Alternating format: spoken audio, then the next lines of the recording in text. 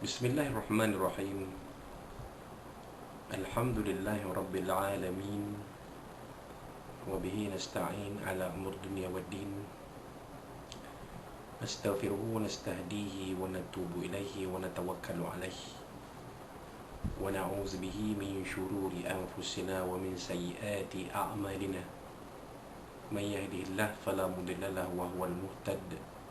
وَمَنْ يُضْلِلْ فَلَنْ تَجِدَ لَهُ وَلِيًّا مُرْشِدًا وَلَا هَادِيَ لَهُ أَشْهَدُ أَنْ لَا إِلَهَ إِلَّا اللَّهُ وَحْدَهُ لَا شَرِيكَ لَهُ وَأَشْهَدُ أَنَّ سَيِّدَنَا مُحَمَّدًا عَبْدُهُ وَرَسُولُهُ اللهم صل وسلم وبارك على هذا النبي الكريم سيدنا وحبيبنا وشفيعنا وزورنا ومولانا محمد المصطفى وعلى آله وصحبه ومن دعا بدعوته وتمسك بسنته وجاهد في سبيل الله إلى يوم الدين رب اشرح لي صدري ويسر لي أمري واحلل عقدة من لساني يفقهوا قولي سبحانك لا علم لنا إلا ما علمتنا إنك أنت العليم الحكيم ولا حول ولا قوة إلا بالله العلي العظيم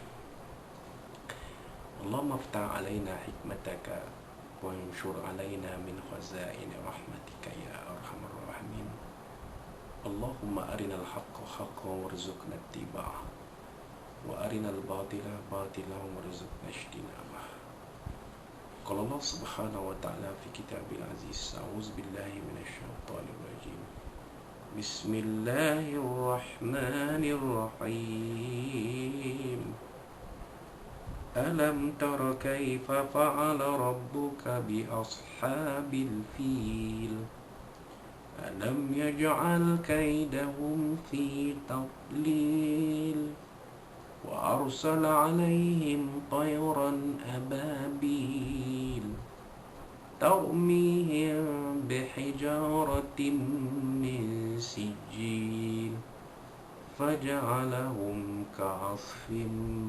مأكول صدق الله العظيم وقال نبينا محمد صلى الله عليه وسلم خيركم من تعلم القرآن وعلمه أو كما قال صدق Rasulullah sallallahu alaihi wasallam. Tuan puan muslimin dan muslimat sekalian rahimakumullah. Assalamualaikum warahmatullahi wabarakatuh. Amma ba'd. Alhamdulillah, alhamdulillah, pada hari ini, pagi ini 8 Safar 1442 Hijrah bersamaan 26 September 2020. Sekali lagi kita bertemu dalam majlis ilmu ini yang disifatkan Nabi sallallahu alaihi wasallam sebagai rawdun min riyadil jannah, satu taman dari taman-taman syurga Allah Subhanahu wa taala,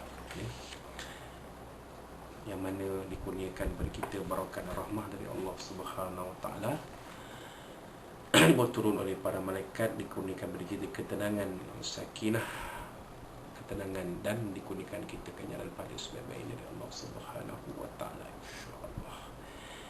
Dan ya, kita teruskan pengajian kitab At-Tafsir Juz 30 ini yang dikarang oleh Fadilatul Syekh Dr. Wahab Az-Zuhaidi Ad-Dimashqi As-Suri rahimahullah ta'ala, sampai kepada surah yang berikutnya, iaitu surah Al-Fil. Surah ini adalah surah Makkiyah yang mengandungi 5 ayat, ya. Jadi sebenarnya yang kita telah sebutkan sebelum-sebelum ini, surah Makkiyah ini adalah surah-surah Makkiyah ini adalah surah-surah yang diturunkan sebelum peristiwa hijrah Rasulullah sallallahu alaihi wasallam. Itulah dia dinamakan Makkiyah kerana Nabi SAW berada di kota Makkah Al-Mukarramah sebelum peristiwa Al-Hijrah. Mengandungi 5 ayat, 5 ayat saja. Nama surah ini dinamakan surah Al-Fil kerana ia dimulakan dengan perbincangan mengenai kisah Al-Fil. Bersama firman Allah SWT, A'udzubillahi minasyaitonir rajim, Bismillahirrahmanirrahim. Alam tara kaifa fa'ala rabbuka bi ashabil fil.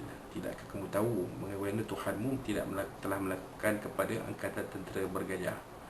Ayat pertama surah Al-Fil. Apakah kamu tidak mengetahui dengan sebenarnya perkara-perkara yang telah dilakukan oleh Tuhan kamu terhadap Abrahah, pemimpin Yaman berbangsa Habsyah, dan tenteranya yang mau meruntuhkan Baitul Haram, Itu dia maksud pertanyaan Allah SWT itu.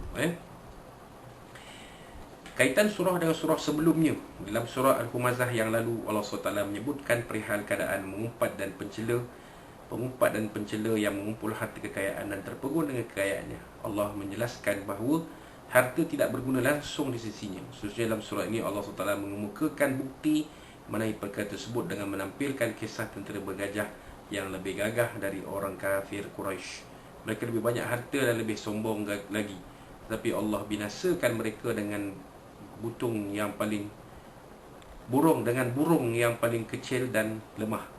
Ternyata harta benda bilangan tentera yang ramai serta kekuatan yang ada pada mereka tidak dapat membantu mereka sedikit pun. Ini kaitan dia. Mana Allah berikan satu contoh ke azab Allah Ta'ala ke atas Humazah Lumazah. Kenapa Humazah Lumazah ni ada pada Abrahah dan tentera-tenteranya. Mereka memandang rendah kepada orang Arab Quraisy. Mereka menyangka tentera mereka mampu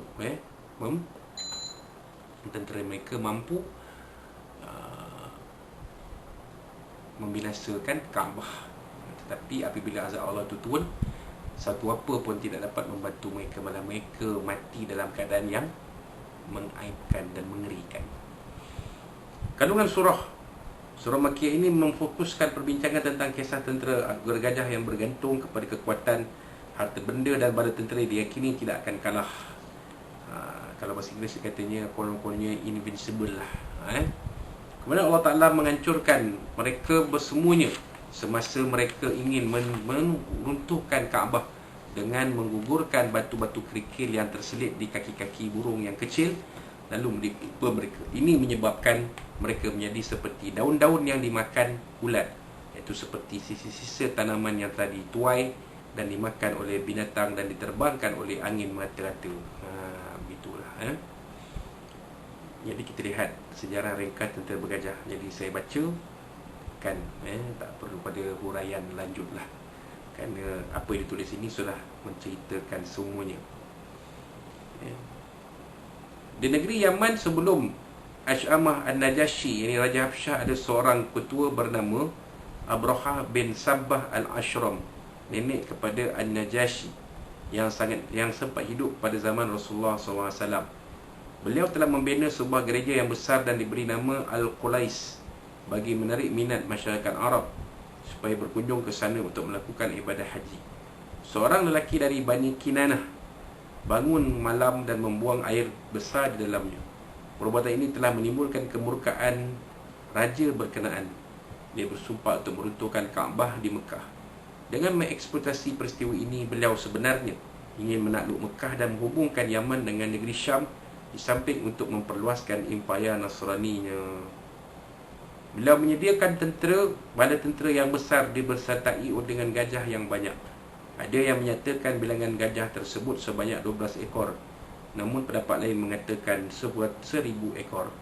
Tujuannya ialah untuk menimbulkan kegerunan dan ketakutan kepada pihak lawan.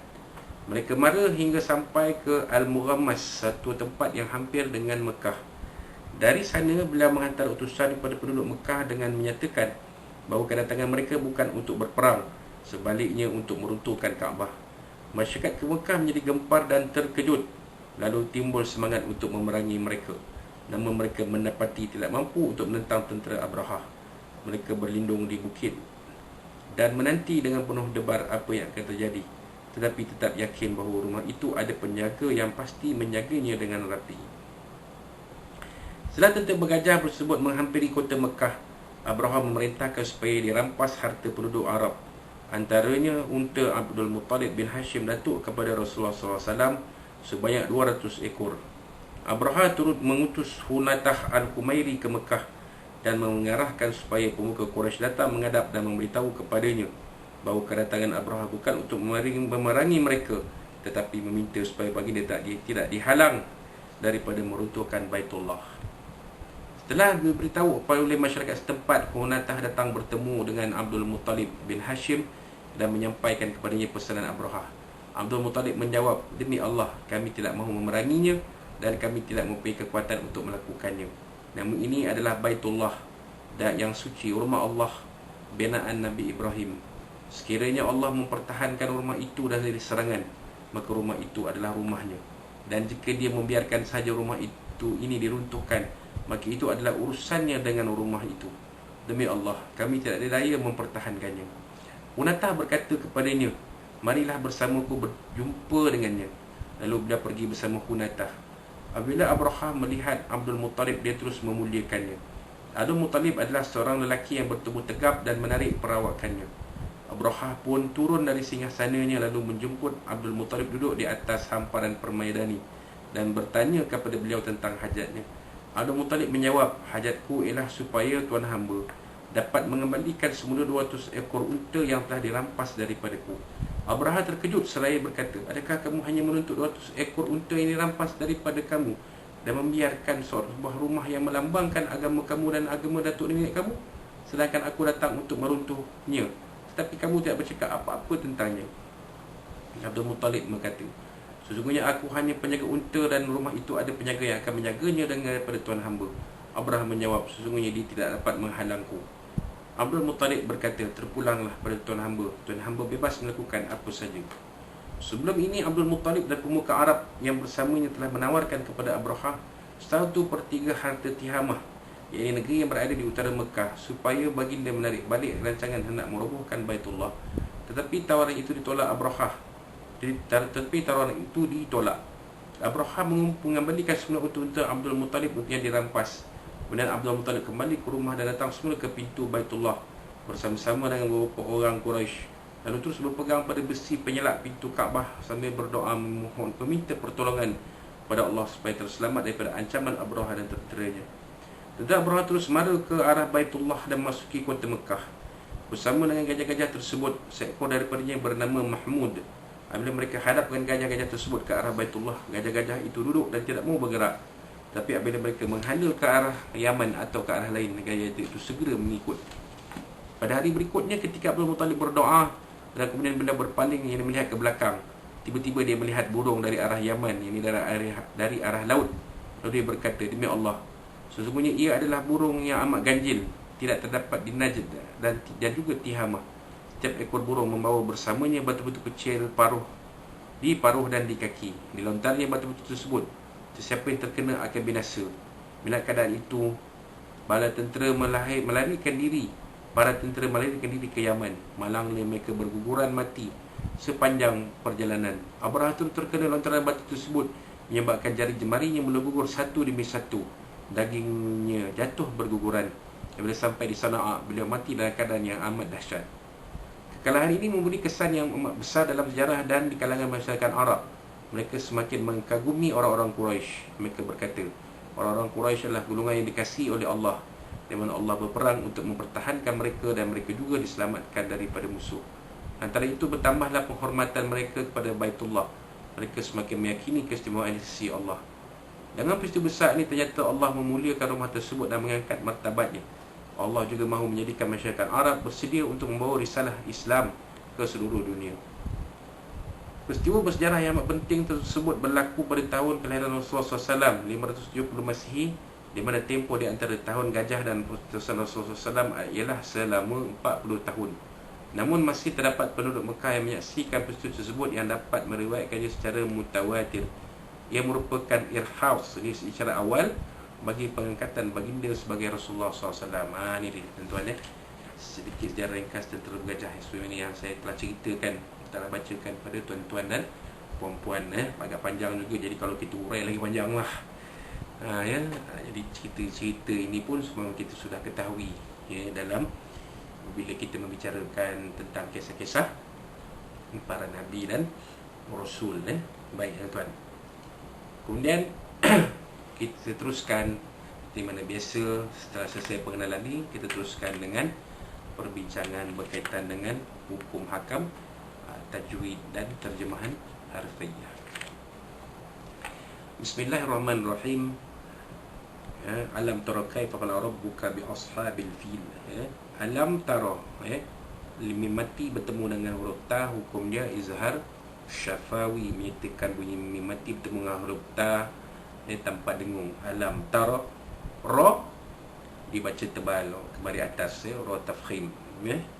Kaifa fa'ala rabbuka, rabbuka ra itu dibaca tebal juga, ya, balik atas. Bi ashabi, ya, ashabi, ha alif di atas ha itu, ya, mad tabi'i, ada pada bacaan walaupun tiada pada tulisan al-fil, alif lam, alif lam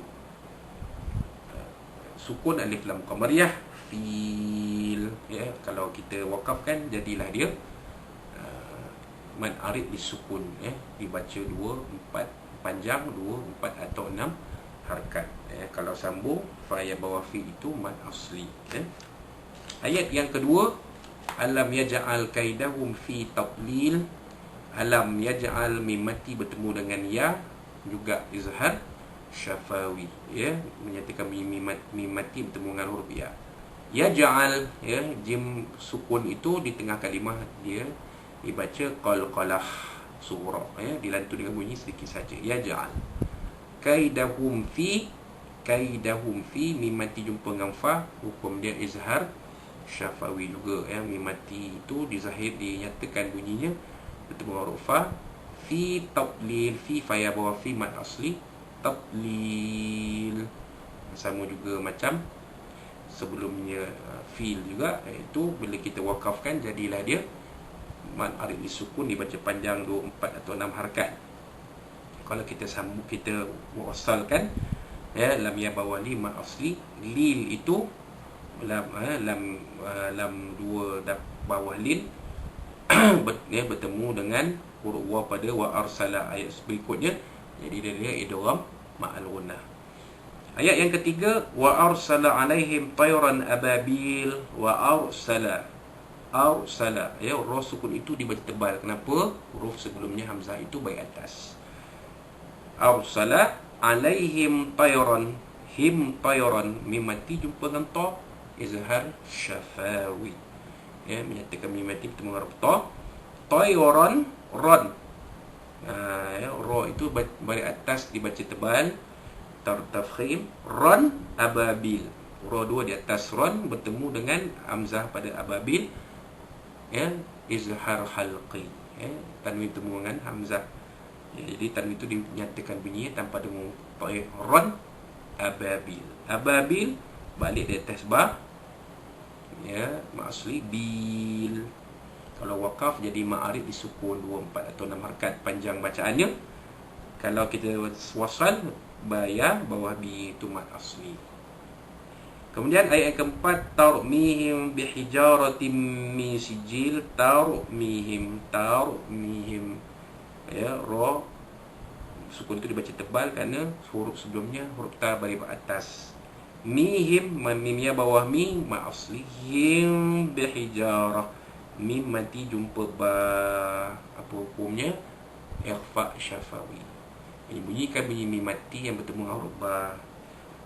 Tarmihim bihijarah, bihijarah, hijarah jami alif di atas ja, mad asli. Ratim, ya, ta 2 bawah tim bertemu dengan huruf mim, idgham ma'al gunnah, idgham ma'al gunnah, ya, memasukkan mi tanwin kalau huruf mim berserta dengung, ya, idgham ma'al gunnah, idgham naqis, ya, tak sempurna, ya. Min sijil, nun mati jumpa dengan sin, hukumnya ikhfa haqiqi, menyembunyikan mim mati bertemu dengan huruf sin, ya.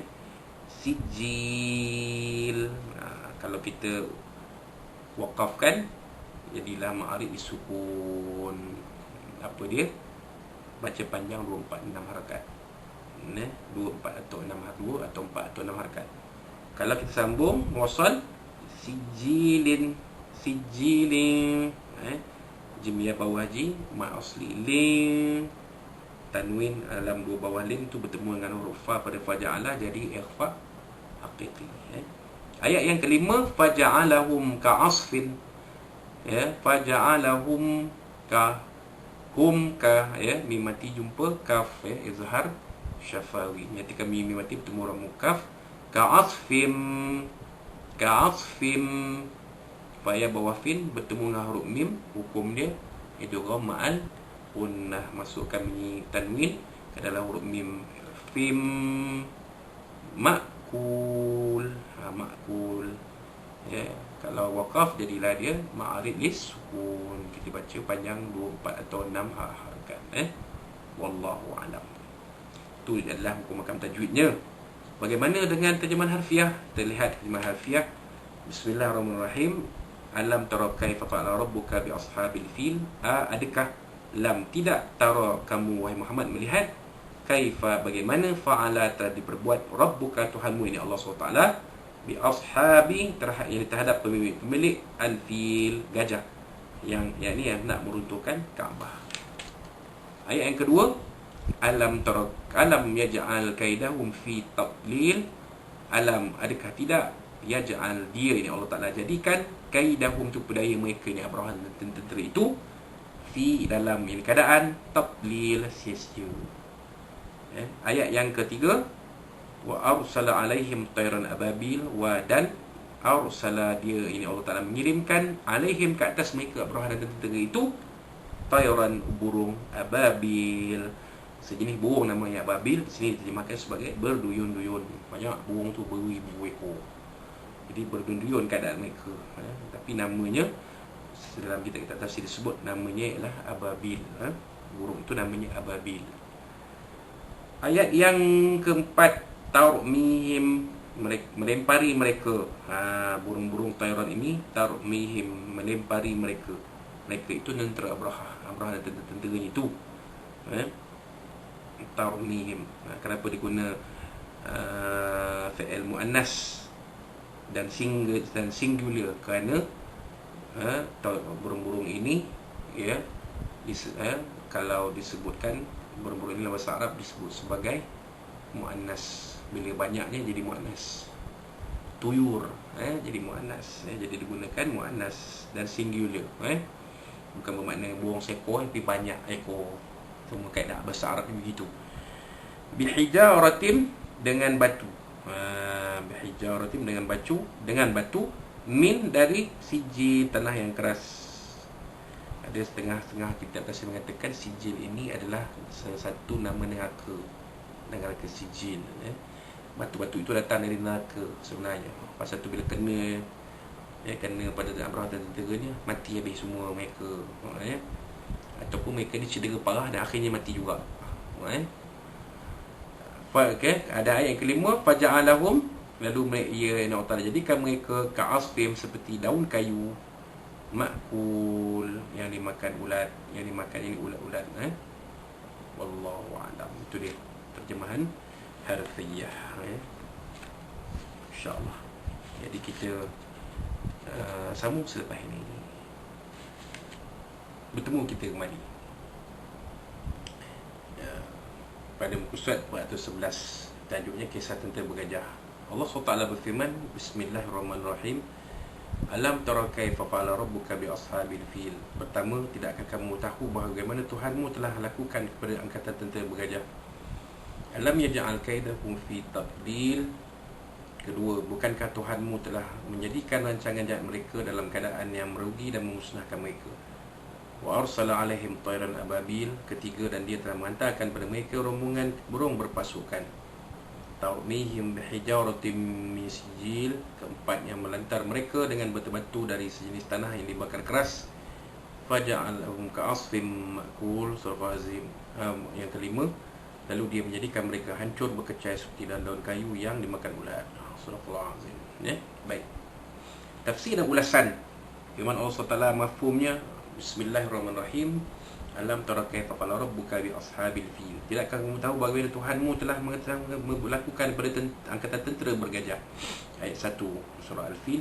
Bukankah kamu mengetahui secara pasti dengan bukti dan fakta, bagaikan kamu menyaksikan sendiri peristiwa yang telah dilakukan oleh Tuhan terhadap tentera bergajah. Mereka dihancurkan oleh Allah. Allah membuktikan bahawa dia berkuasa menjaga rumahnya yang suci. Oleh itu, apakah tidak wajar kamu beriman dengan Allah? Padahal ada sebahagian mereka yang menyaksikan dengan mata kepala mereka sendiri peristiwa yang mana kaum Nasrani Habsyi yang menguasai Yaman menuju ke Hijaz untuk meruntuhkan Kaabah. Apabila mereka menghampiri Kaabah dan ingin memasukinya, Allah mengutuskan kepada mereka sekumpulan burung yang membawa anak-anak batu dan mencampakkannya kepada atas mereka, lalu menyebabkan mereka binasa. Itu dia. Kalau Allah Ta'ala tanya pada Nabi, khususnya pada kita semuanya, tidak menyaksikan bagaimanakah perbuatan Allah Ta'ala ke atas tentera-tentera bergajah ini. Kan? Sama ada pada orang Mekah melihat sendiri peristiwa itu, ataupun pada kita yang membacanya melalui kitab, melalui bukunya, kitab-kitab dan buku-buku sejarah. Wallahu a'lam. Yang kedua, alam yaj'al kaidahum fi tadlil. Surah Azim, bukankah Tuhanmu telah menjadikan rancangan jahat mereka dalam keadaan yang merugi dan memusnahkan mereka? Ayat 2. Allah memusnahkan rancangan perkataan jahat mereka. Tegasnya, apakah kamu tidak melihat bagaimana bahawa Tuhan kamu telah menggagalkan tipu daya dan usaha mereka untuk meruntuhkan Kaabah dan meremajalela memperkosa hak penduduknya. Mereka tidak dapat sampai ke Baitullah dan tidak dapat mencapai matlamat tipu daya tersebut. Sebaliknya, Allah membinasakan mereka. Perkataan Al-Qaid bermaksud mahu memudaratkan orang lain secara tersembunyi. Oleh kerana kaum bangsa Wahai Muhammad telah mengetahui peristiwa tersebut, maka mereka hendaklah takut kalau Allah menurunkan azab yang sama seperti itu. Andainya mereka kufur kepada Allah, menolak para Rasul, kitab-kitab dan menghalang orang lain untuk beriman bersungguh-sungguh kepada Allah. Ini dia peringatan Allah SWT secara tersirat kepada orang Arab Quraisy. Kalau mereka dah melihat peristiwa ini, pastinya mereka akan sedar apa yang akan berlaku kalau mereka cuba menghalang dakwah yang disampaikan oleh Nabi SAW. Wa arsala alaihim tayran ababil, dan dia telah menghantarkan kepada mereka rombongan burung berpasukan yang melontar mereka dengan batu-batu dari sejenis tanah yang dibakar keras. Ayat 3, 4. Allah telah mengutus pada mereka beberapa kumpulan burung hitam yang datang berduyun-duyun dari laut. Setiap ekor burung membawa 3 biji batu kecil, 2 batu biji terletak di kaki dan sebiji terletak di paruh. Sesiapa yang terkena batu tersebut akan hancur dan binasa.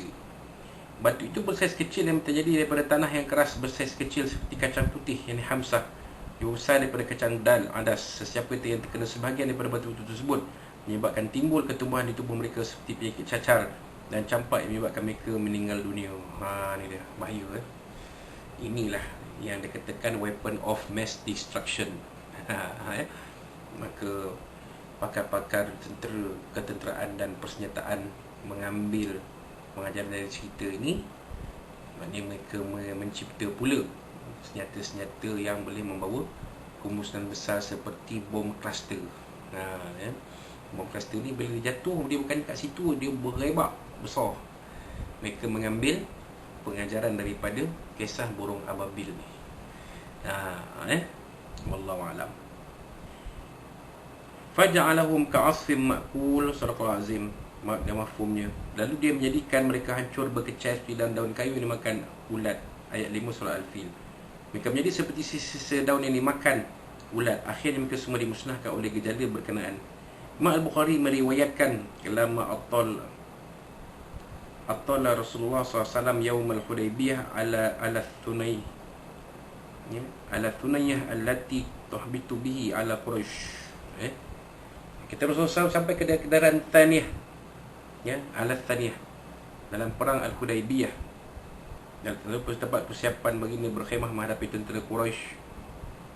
Barakat naqatu, untuk baginda terduduk.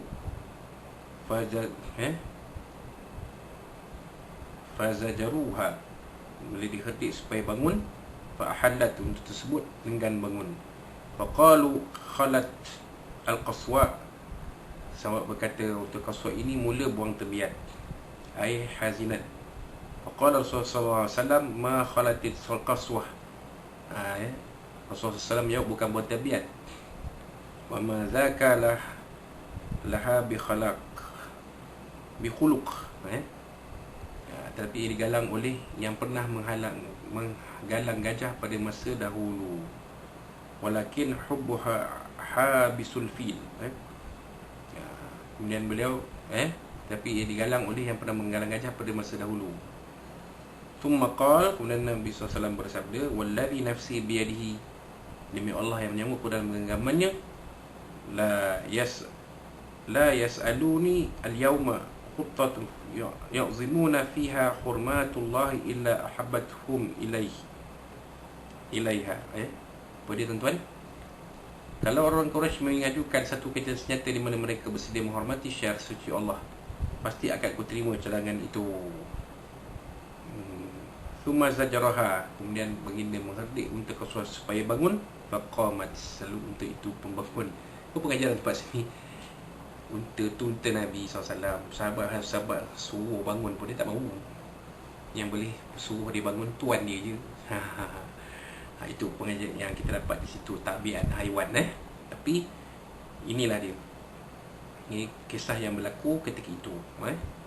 Manakala hadis Sahih Al-Bukhari dan Muslim, kedua-dua pengarang yang menegaskan bahawa Rasulullah SAW bersabda pada hari pembukaan kota Mekah, Inna Allah habbasa ala Makkah al-fil. Sungguh Allah telah menghalang gajah-gajah daripada musuh kota Mekah. Wa sallata 'alaiha rasulahu wal mu'minun. Wa sallata 'alaiha rasulahu wal mu'minin. Dan Allah memberikan mandat kuasa kepada Rasul dan orang-orang beriman. Wa innahu qad 'adat hurmatuha al-yawma ka hurmatiha bil ams. Semuanya Allah telah mengembalikan semula status kemuliaan dan kedaulatan Mekah pada hari ini sebagai mana yang menikmati pada masa lalu. Ala fayuballighu syahidul ghaib. Oleh itu orang-orang yang hadir perlu memberitahu orang-orang yang tidak hadir.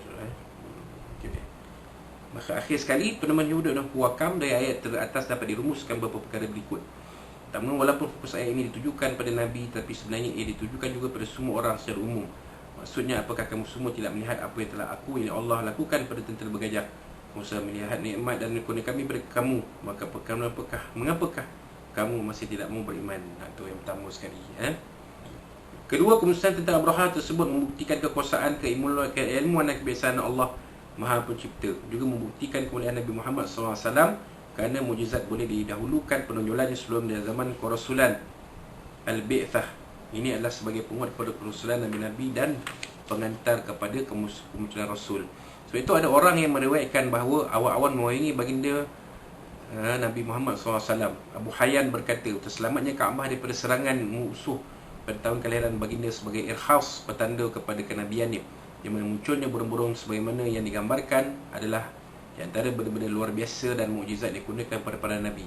Allah SWT menggagalkan perancangan jahat Abraha dan memusnahkan bala tenteranya dengan bala tentera yang paling lemah, iaitu burung yang pada kebiasaan tidak membunuh.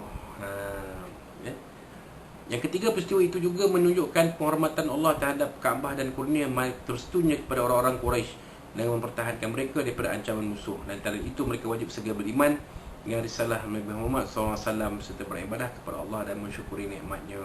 Inilah yang paling tersirat dalam surah Al-Fil ini. Keempat, perutusan burung sebagai irkhas kepada Nabi Muhammad SAW, tetapi irkhas itu tidak diperlukan setelah baginda dilantik menjadi Nabi. Kerana itulah Al-Hajjaj tidak menghadapi bencana lantaran merosakkan Baitullah, kerana bila tidak berniat untuk merosakkan rumah tersebut, sebaliknya ingin membunuh Abdullah ibn Zubair. Jadi keadaan yang sama dalam situasi kemudiannya beberapa puluh tahun selepas, beberapa 100 lebih tahun selepasnya, kita lihat Al-Hajjaj Yusuf Al-Thaqafi menghantar tentera untuk membunuh Abdullah bin Zubair. Abu Zubair bersembunyi dalam Masjidil Haram. Maka tentera Hajjaj ini menggunakan manjanik, yang manjanik untuk menghantar batu ke dalam Masjidil Haram dan terkena kepada Kaabah. Jadi Kaabah tu rosak. Tetapi Al-Hajjaj tidak terkena seperti mana Abraha, kerana tujuan Al-Hajjaj bukan untuk memusnahkan Baitullah, bukan untuk memusnahkan Kaabah, tapi sebenarnya untuk membunuh Abdullah ibnu Zubair yang bersembunyi di dalam Masjidil Haram. Yang kelima, kemusnahan dan kebiasaan mereka setelah terkena lontaran anak batu dari burung digambarkan dengan bentuk yang buruk untuk menunjukkan tentang kebencian Allah terhadap kekufuran, kekerdilan diri dan kehinaan mereka di sisi Allah SWT. Mereka diibaratkan seperti daun kering atau jerami layu yang diterbangkan angin. Daun itu juga seperti sisa daun yang dimakan binatang. Ia bagaikan perkumuhan binatang. Kenyataan tersebut menunjukkan tentang kehancuran mereka yang lengkap, kerana Allah mengumpamakan kehancuran mereka seperti najis yang terungkai dari komponennya. Begitulah ya. Tentera Abraha dan memang tenteranya musnah hanya kerana terkena lontaran batu yang diturunkan, bom-bom batu yang diturunkan oleh burung-burung ababil ini. Akhirnya mereka jadi seperti daun-daun kering yang berlubang-lubang. Walau bagaimanapun perumpamaan itu ditampilkan dalam batas manhaj Al-Quran dan menurut tata kesopanannya yang tinggi, seperti firman Allah SWT yang mengumpamakan Nabi Isa dengan ibunya. Maksudnya kedua-duanya sama makan makanan. Yang surah Al-Ma'idah ayat 75. Kita lihat dalam surah Al-Ma'idah ayat 75. Surah Al-Ma'idah ayat 75.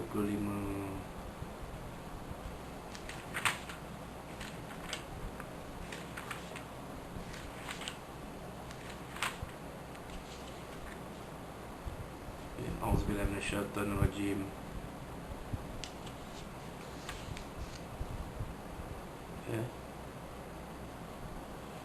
Kana ya'kulani at-ta'am safazim.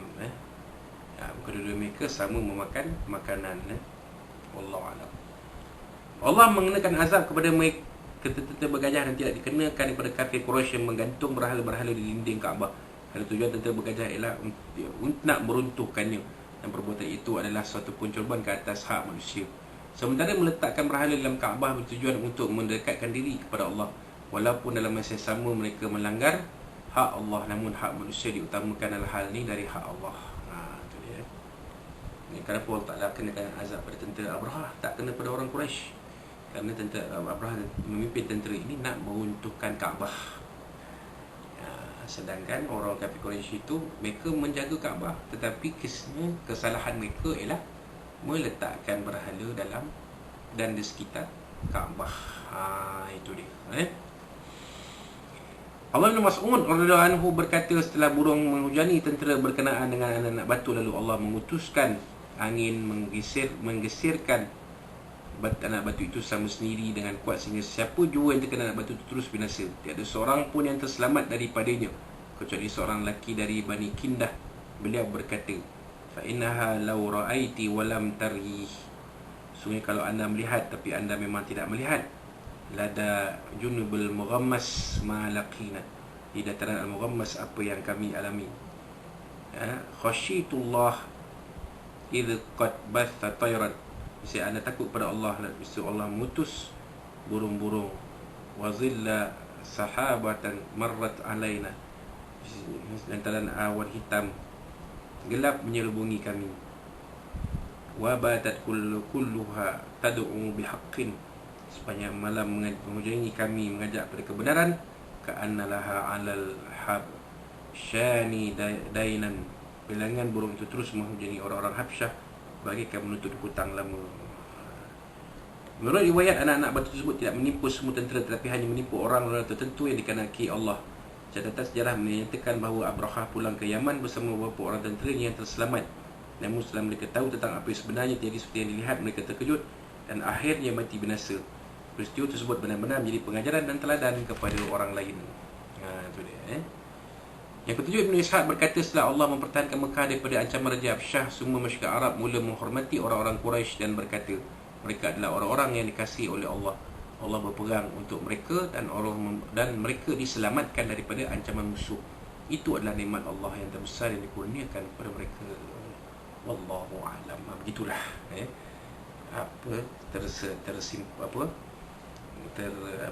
begitulah sempurnanya tafsiran surah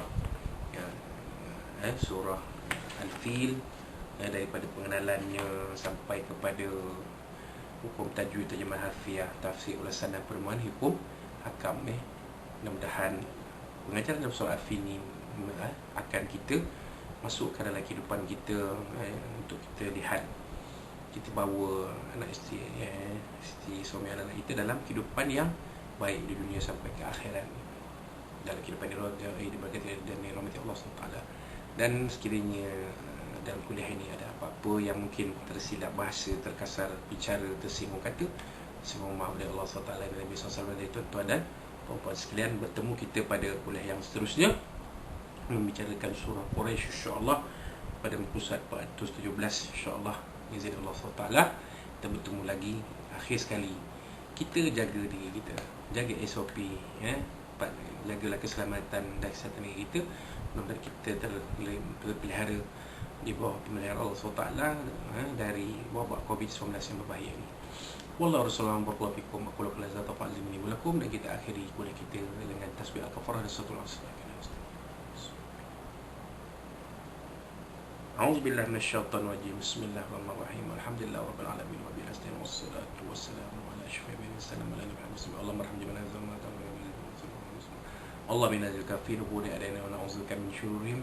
Allahumma badi' syamlahum wa farij jamhum wa syaddid kalimata wa zazil aqdam muslimin kilabika ya qahhar ya jabbar ya mutakim ya Allah ya Allah.